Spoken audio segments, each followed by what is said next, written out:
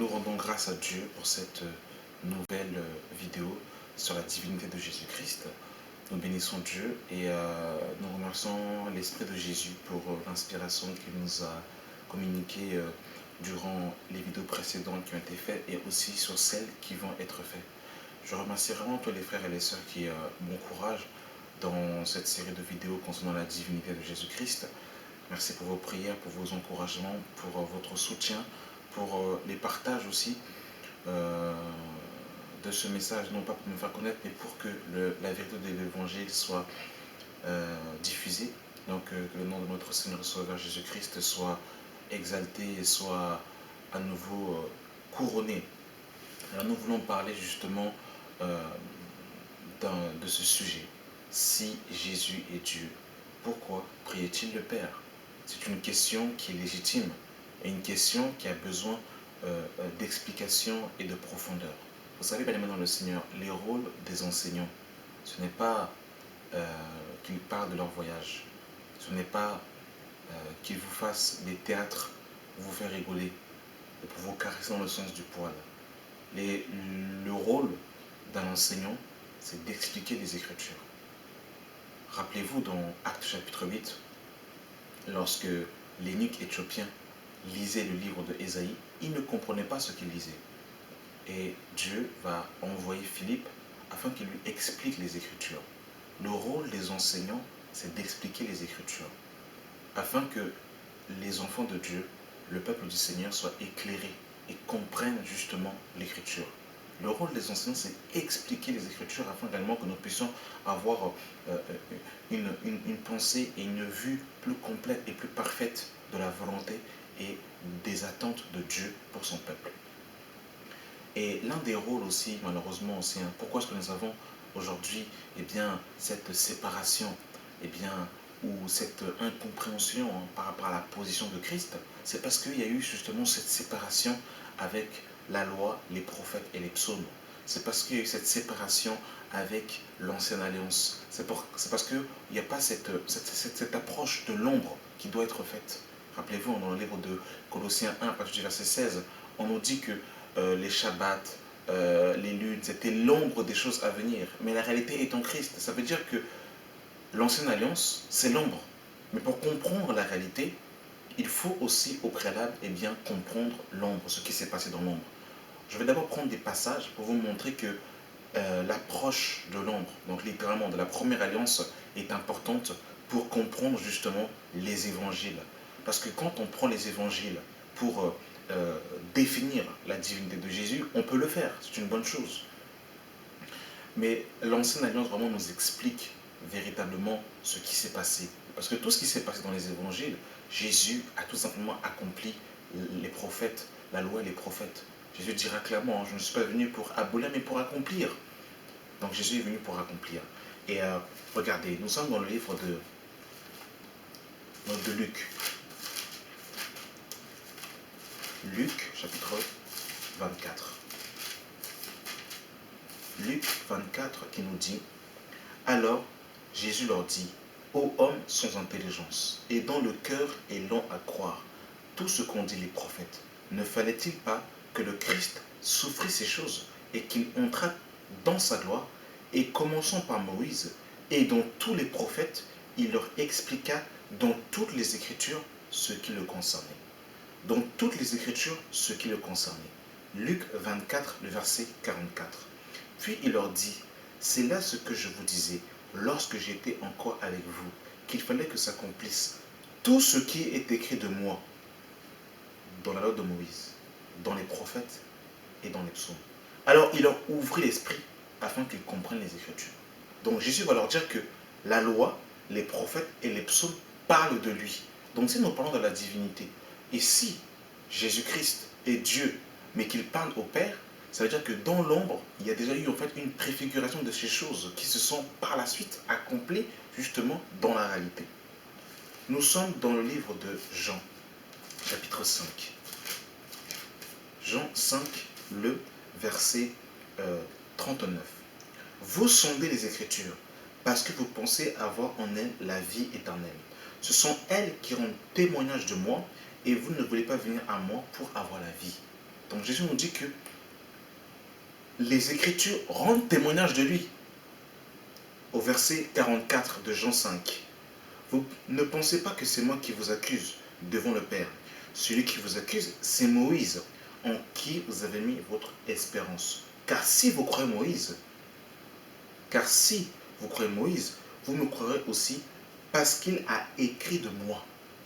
Donc Jésus nous dit que Moïse a écrit sur Jésus. Bien que dans Genèse, Lévitique, Deutéronome, Nombre, on ne voit pas directement, expressément le nom Jésus ou Yeshua, mais en fait, ici, Jésus nous dit que Moïse a écrit de Jésus. Et dans Jean chapitre 1, le verset 45, Philippe rencontra Nathanaël et lui dit, nous avons trouvé celui de qui Moïse a écrit dans la loi et dont les prophètes ont parlé, Jésus de Nazareth. Donc, bien aimé dans le Seigneur, la loi, les prophètes et les psaumes parlent de Jésus. C'est terrible, hein? Toute la parole nous parle de Jésus. Et l'un des rôles majeurs des enseignants, c'est de révéler Jésus qui est caché dans l'ombre. C'est ça, bien aimé dans le Seigneur. Et quand, en fait, malheureusement, on se sépare de la foi hébraïque, de la loi, des prophètes et des psaumes, on aura du mal à comprendre le mystère de la piété. On aura du mal à comprendre le mystère de l'incarnation. On aura du mal. Parce qu'on va se séparer de Moïse, on se sépare des psaumes et on se sépare de la loi. Mais Moïse a écrit de Jésus. Les psaumes ont parlé de Jésus, la loi a parlé de Jésus. Et c'est ce que justement nous voulons faire dans toutes ces vidéos. Mais nous allons encore dans le vif du sujet. On va prendre deux textes où Jésus, où nous voyons en fait cet échange qui peut avoir entre le Père et le Fils. Nous sommes dans le livre de Luc, chapitre 6. Luc 6, à partir du verset 12. En ce temps-là, Jésus se rendit sur la montagne pour prier. Et il passa toute la nuit à prier Dieu. Et il passa toute la nuit à prier Dieu. Ok. Nous sommes dans le livre de Matthieu, chapitre 3. Matthieu 3. À partir du verset 13. Alors Jésus vint de la Galilée, au Jourdain, vers Jean, pour être baptisé par lui. Mais Jean s'y opposait en disant, c'est moi qui ai besoin d'être baptisé par toi, et tu viens à moi. Jésus lui répondit, laisse faire ainsi, car il est convenable que nous accomplissions ainsi tout ce qui est juste, et Jean ne lui résista plus. Dès que Jésus eut été baptisé, il sortit de l'eau, et voici les cieux s'ouvrirent, et il vit l'Esprit de Dieu descendre comme une colombe et venir sur lui, et voici une voix se fit entendre des cieux. Ces paroles, celui-ci est mon fils bien-aimé en qui j'ai mis toute mon affection. Donc nous voyons ici, bien-aimé dans le Seigneur, que Jésus sort de l'eau et qu'une voix se fait entendre du ciel en disant, celui-ci est mon fils bien-aimé en qui j'ai mis toute mon affection. Donc nous voyons qu'il y a le Fils qui sort de l'eau et le Père qui parle du ciel. Nous disons Amen à cela. Nous disons Amen à l'Écriture et gloire à Dieu pour cela. Nous sommes dans Jean, chapitre 11, le verset 39.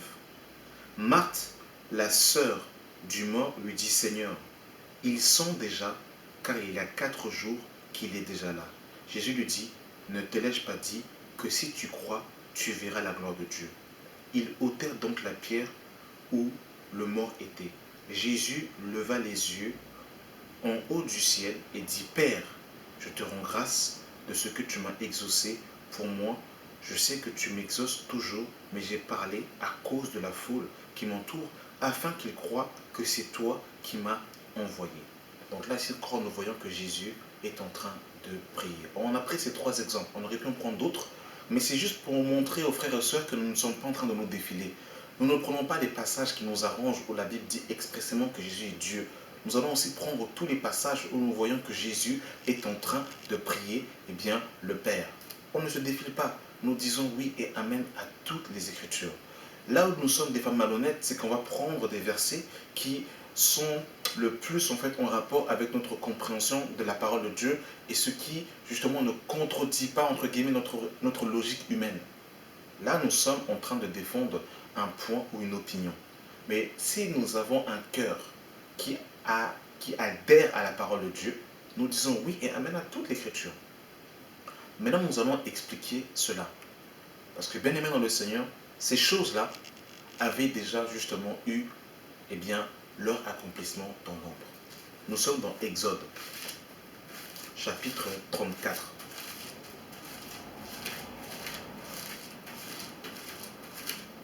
Exode 34, le verset 4. Moïse tailla 2 tables de pierre, comme les premières. Il se leva de bon matin et monta sur la montagne de Sinaï, selon l'ordre que l'Éternel lui avait donné. Et il prit dans sa main les 2 tables de pierre.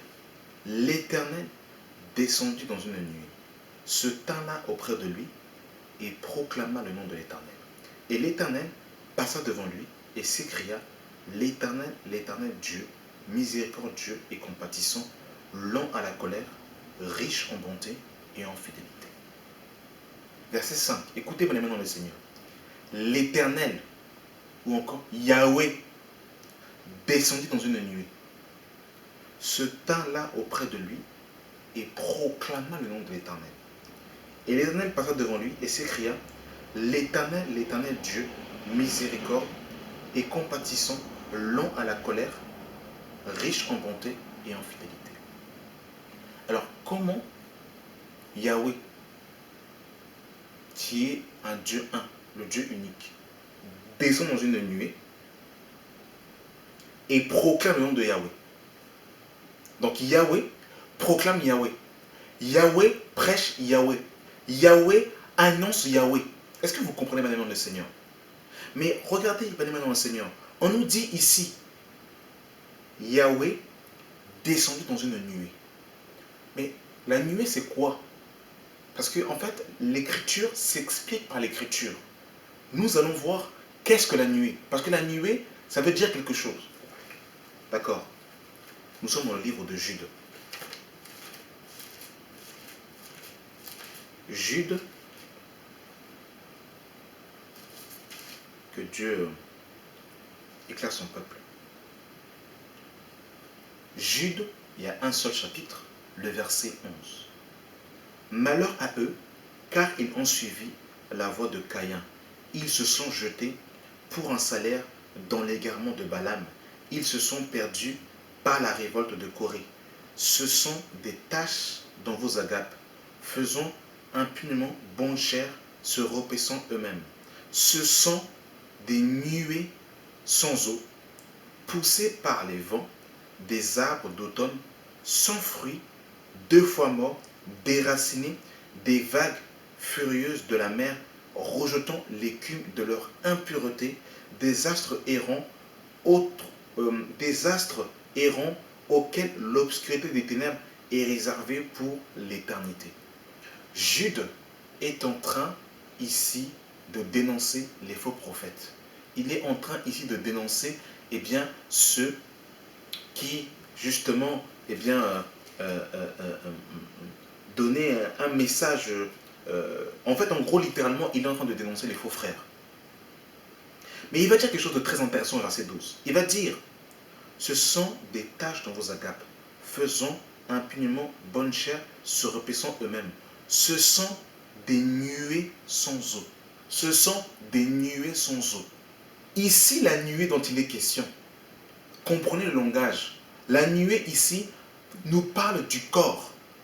Les nuées sans eau, ça veut dire quoi? En gros, ce sont en fait ici, Jude est en train de décrire les faux prophètes et il est en train de dire en fait que ils n'ont pas l'eau en eux. Les nuées sans eau, l'eau là dont il est question, il est question de l'eau de la parole. Ce sont des nuées sans eau. Littéralement, ce sont des hommes qui en eux n'ont pas la parole de Dieu. Et quand Jude parle de la nuée, il parle des faux prophètes. Donc en fait, la nuée, c'est aussi l'image du corps, bien aimé dans le Seigneur. Donc quand on dit que Yahweh descendu dans une nuée, la nuée, c'est l'image du corps, bien aimé dans le Seigneur. Ce sont des nuées sans eau. C'est comme si en fait on parle en fait des faux prophètes que en fait au-dedans d'eux, il n'y a pas l'eau. Ce sont des citernes crevassées ou qui ne retiennent pas l'eau. Ce sont des nuées sans eau.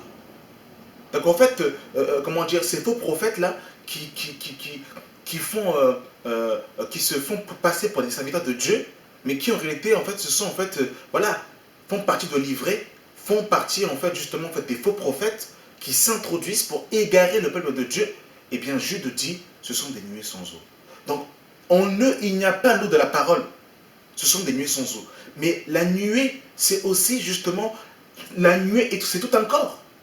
Donc quand on nous dit, bien aimé dans le Seigneur, que l'Éternel descendu dans une nuée, la nuée, bien aimé dans le Seigneur, c'était la préfiguration que Yahweh allait descendre dans la nuée, que Yahweh allait descendre dans un corps, que Yahweh allait descendre dans un tabernacle, que Yahweh allait prendre un corps de chair, que le mystère de la piété est grand, Dieu a été manifesté en chair. Est-ce que vous comprenez? Donc quand on nous dit Yahweh descendu dans une nuée, dans la nuée, en gros, littéralement, c'est comme si ça préfigurait que Yahweh allait descendre dans un corps, dans un tabernacle. Yahweh allait prendre un vêtement. Et maintenant, on nous dit, Yahweh, descendu dans une nuée, se tint auprès de lui et proclama le nom de Yahweh. Donc Yahweh descend dans une nuée. Littéralement, Yahweh descend dans un corps. Il proclame le nom de Dieu. Donc Jésus prêche Dieu. Donc en fait, l'Éternel prêche l'Éternel. Est-ce que vous comprenez, bien aimé dans le Seigneur? Est-ce que vous comprenez? Regardez, nous sommes dans le livre de Zacharie. Pour ceux qui sont, comment dire, qui contestent la première explication que nous avons donnée, nous sommes dans le livre de Zacharie. Zacharie, chapitre 2.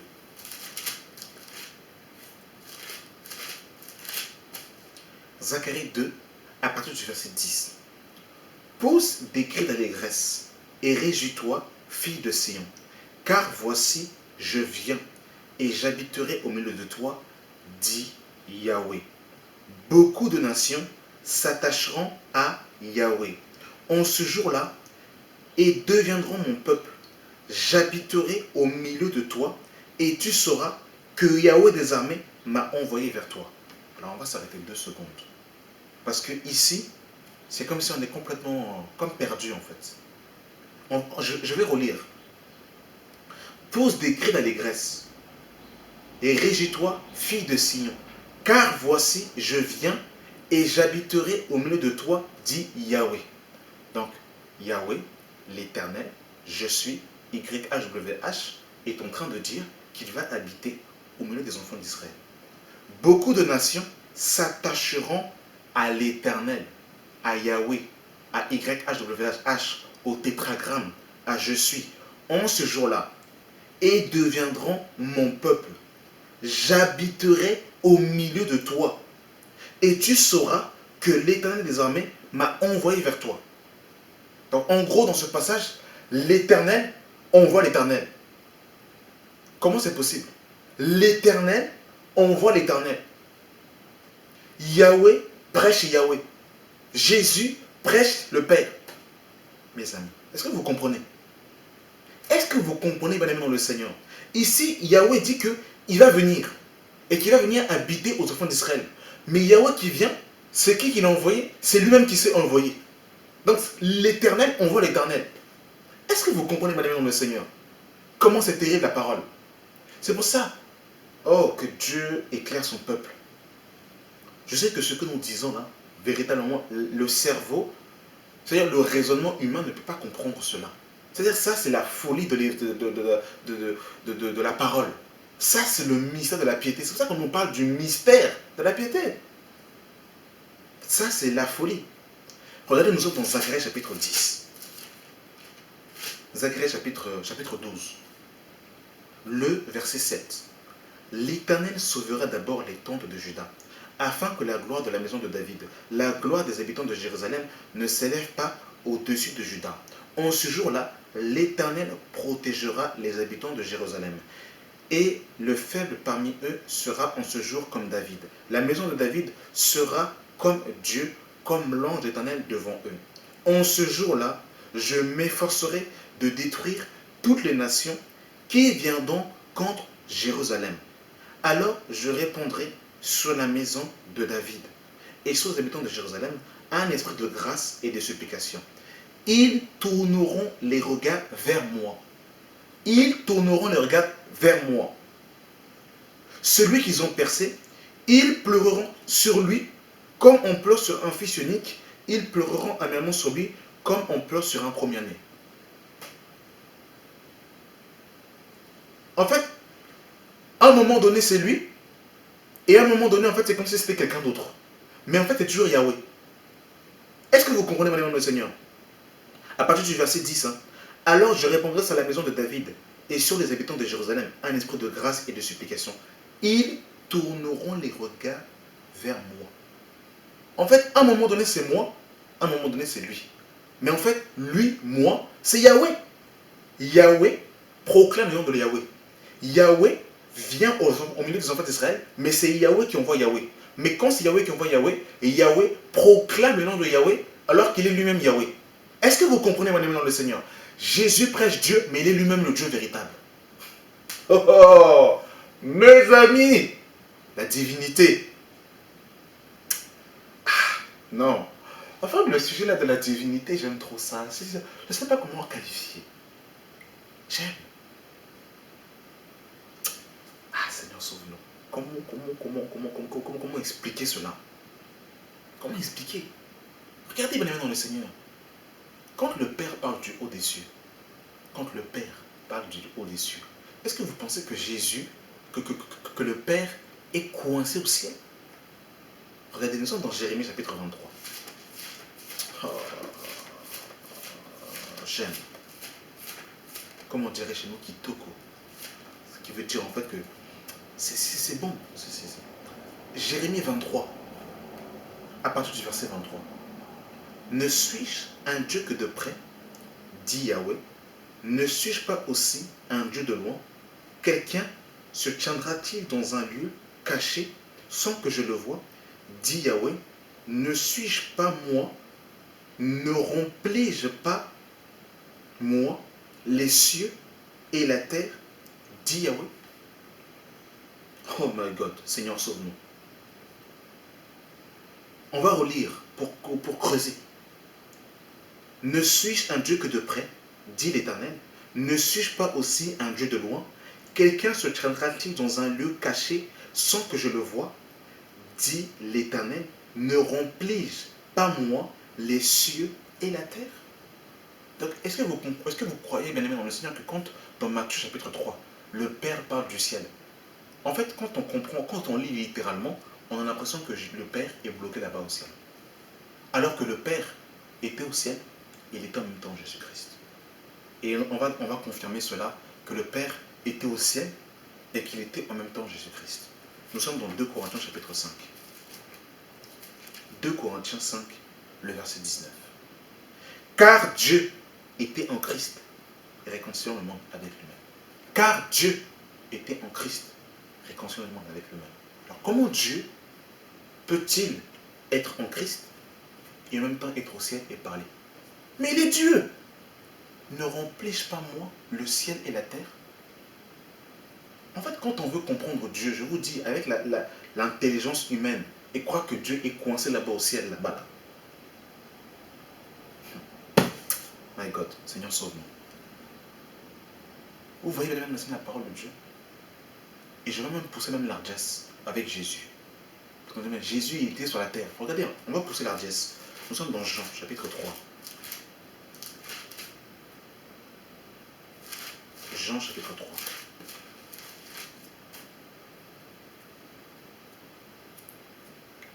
À partir du verset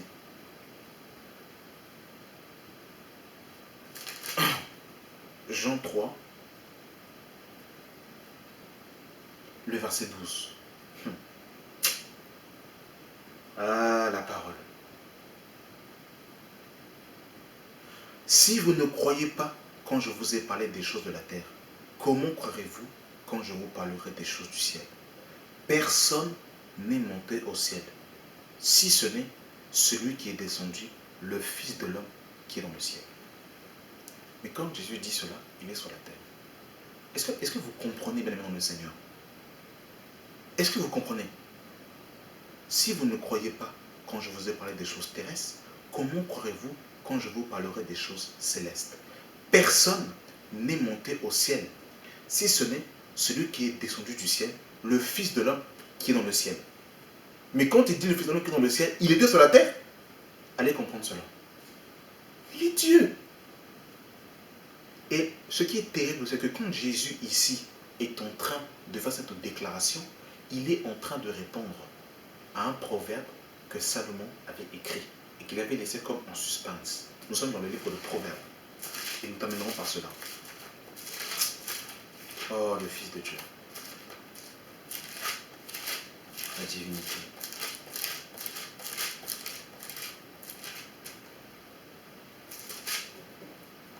Proverbe 30, le verset 4.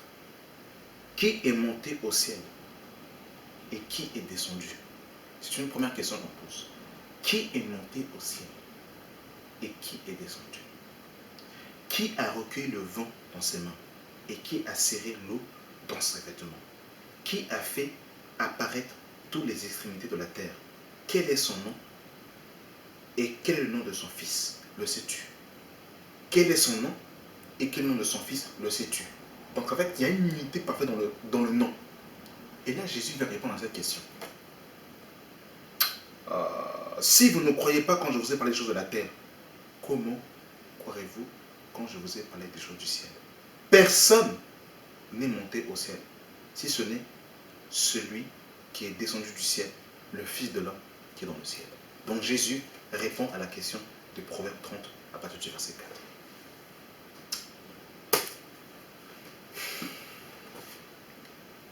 J'arrête. Tellement il y a de choses à dire. Je sais que cette vidéo sera encore une vidéo de contestation, avec des paroles d'agression verbale. Mais je suis prêt en fait à être qualifié de tous les noms pour révéler la divinité de Jésus-Christ. Dans la prochaine vidéo, si Dieu permet, nous parlerons de l'humanité de Jésus-Christ. Parce que ce qui fait beaucoup de dégâts, c'est l'incarnation. Et beaucoup de chrétiens divinisent l'humanité de Jésus-Christ. Et c'est ça qui crée aussi beaucoup de confusion. Nous parlerons de l'humanité de Jésus-Christ et de la double nature de Jésus, 100% homme et 100% Dieu. Merci d'avoir pris le temps de regarder cette vidéo. Que la grâce et la paix soient avec vous au nom de notre Seigneur et Sauveur Jésus-Christ. Amen.